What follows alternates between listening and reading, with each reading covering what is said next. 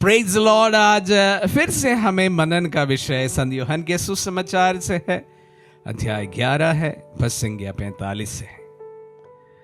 जो यहूदी मरियम से मिलने आए थे और जिन्होंने ईसा का ये चमत्कार देखा था, उनमें से बहुतों ने उनमें विश्वास किया, परंतु उनमें कुछ लोगों ने फरीसियों के पास जाकर बताया कि ईसा ने क्या किया। तब महायाजकों और फरीसियों ने महासभा बुलाकर कहा, हम क्या करें? वह मनुष्य बहुत से चमत्कार दिखाते हैं, और यदि हम उसे ऐसा ही करने देंगे तो सभी उसमें विश्वास करेंगे और रोमन लोग आकर हमारा मंदिर और हमारा राष्ट्र नष्ट कर देंगे। उनमें से एक ने, जिसका नाम कैफस था, जो उस वर्ष प्रधान याजक था, उनसे कहा, आप लोगों की बुद्धि कहाँ है? आप ये नहीं समझते कि हमारा कल्याण इसमें है कि जनता के लिए कि मनुष्य मरे और समस्त राष्ट्र का सर्वनाश ना हो। उसने ये बात अपनी ओर से नहीं कही, उसने उस वर्ष के प्रधान याजक के रूप में भविष्यवाणी की कि ईसा राष्ट्र के लिए मरेंगे, और ना केवल राष्ट्र के लिए बल्कि इसलिए भी कि वे ईश्वर की बिखरी हुई संतान को एकत्र कर ले। उसी दिन उन्होंने ईसा को मार डालने का निश्चय किया। इसलिए ईसा ने उस समय से यहूदियों के बीच प्रकट रूप से आना जाना बंद कर दिया। वे निर्जन प्रदेश के निकटवर्ती प्रांत इफ्राइम नामक नगर गए और वहां अपने शिष्यों के साथ रहने लगे। यहूदियों का पास्का पर्व निकट था। बहुत से लोग पास्का के पहले शुद्धिकरण के लिए देहात से यरूशलेम आए। वे ईसा को ढूंढते थे और मंदिर में आपस में कहते थे, आपका विचार क्या है? क्या वह पर्व के लिए नहीं आ रहे हैं? महायाजकों और फरीसियों ने ईसा को गिरफ्तार करने का उद्देश्य से ये आदेश दिया था कि यदि किसी व्यक्ति को ईसा का ठिकाना मालूम हो जाए तो वह उसकी सूचना दे। क्रिस्त में प्यारे भाई और बहनों, हम पुण्य सप्ताह के शुरुआत में हैं। कल से हम पुण्य सप्ताह में प्रवेश करेंगे, और जैसे जैसे प्रभु की मृत्यु निकट होती जा रही है, उनके विरुद्ध जो रंजिश रचा जा रहा है वो और भी प्रकट होता हमारे सामने आज के सुसमाचार में है। आने वाले दिनों में किस प्रकार यूदस इस्करियत प्रभु को धोखा देने के विचार से घूमते फिरते हैं और किस प्रकार प्रभु को वो धोखा दे रहे हैं, सारी बातें विस्तार से हम सुनने वाले हैं। एक रंजिश, एक साजिश कामयाब होता हमें दिखाई दे रहा है। हर साल हम लोग पुण्य सप्ताह के शुरुआत में हम प्रभु के इस मृत्यु का क्लाइमैक्स को बड़े ही रोचक रूप से पवित्र सुसमाचारों से सुनते हैं, पढ़ते हैं।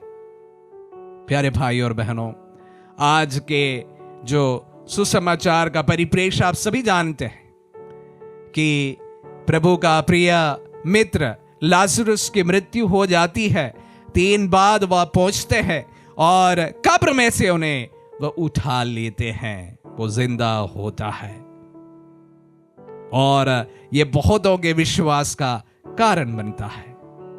प्यारे भाई और बहनों, प्रभु का महान चमत्कार, चिन्ह और चमत्कार विश्वास को बढ़ावा देता ही है।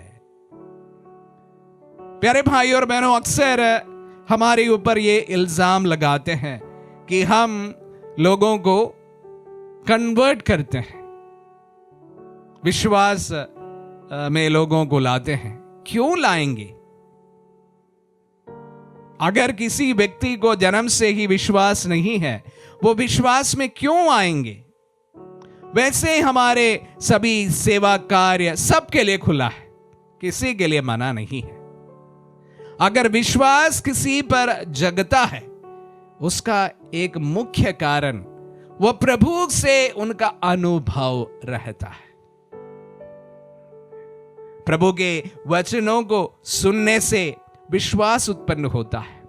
विश्वास उत्पन्न होने से वह एक अनुभव पर, प्रभु के एक व्यक्तिगत अनुभव की ओर आगे बढ़ता है। यह अनुभव किसी भी प्रकार का हो सकता है। उनमें से काफी लोग अपनी पुरानी जिंदगी को त्याग देते हैं, एक नए इंसान बनने का राह चुनते हैं। कोई बड़ी बड़ी बीमारियां उनके जीवन से हट जाते हैं, कोई बंधन टूट जाते हैं। इस प्रकार का एक व्यक्तिगत अनुभव एक व्यक्ति के जीवन में जब होता है, उनका विश्वास प्रभु पर बना रहता है। तो कन्वर्शन जो है कोई काल्पनिक चीज नहीं है।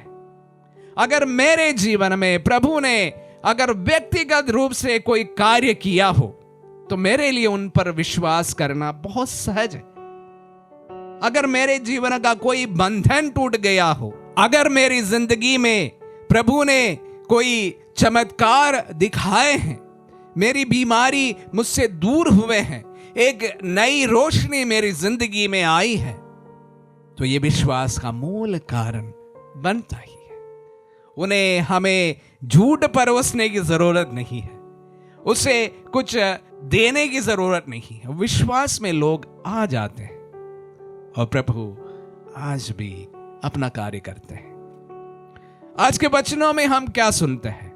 प्रभु का चमत्कार, लाजरस को जीवित करना, मृत व्यक्ति को जीवन देना, और यह देखने से अनेक लोग उस पर विश्वास करते हैं।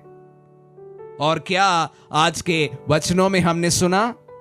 उनकी प्रसिद्धि से जलते हुए वहां के फरीसी और शास्त्री लोग उनके विरुद्ध षड्यंत्र रचते हैं। षड्यंत्र भी इतना कि उन्हें मार डालना है, उसको खत्म करना है। हाँ प्यारे भाई और बहनों, जब जीवित प्रभु कार्य करते हैं, विरोधी उससे भी ज्यादा प्रबल बनता है। जहां कहीं पर भी हम लोग देखते हैं प्रभु सत्यता के रूप में जब प्रबल रूप से अपना कार्य करते हैं, विरोधी भी उससे भी ज्यादा प्रबलता से कार्य करता है।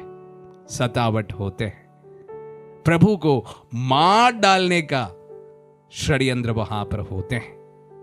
आज के वचनों में हमने सुना, और वह अपने रंजिश में कामयाब भी होते हैं। प्यारे भाई और बहनों, जब इस चीज को हमारे आजकल के परिप्रेक्ष्य में हम लोग जब कंपेयर करें, सब चीजें, स्थितियां एक जैसे हैं, एक जैसे हैं।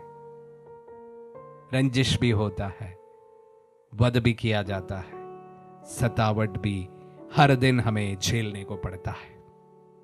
प्यारे भाइयों और बहनों, विश्वास कोई खरीदा या बेचे जाने वाली चीज नहीं है। यह एक विश्वास एक व्यक्तिगत संबंध है, एक व्यक्तिगत अनुभव है। जिन्होंने प्रभु को पहचान लिया, जिन्होंने उनका अनुभव किया, उससे फिर उन्हें दूर करना एक प्रकार नामुमकिन है। यही विश्वास है।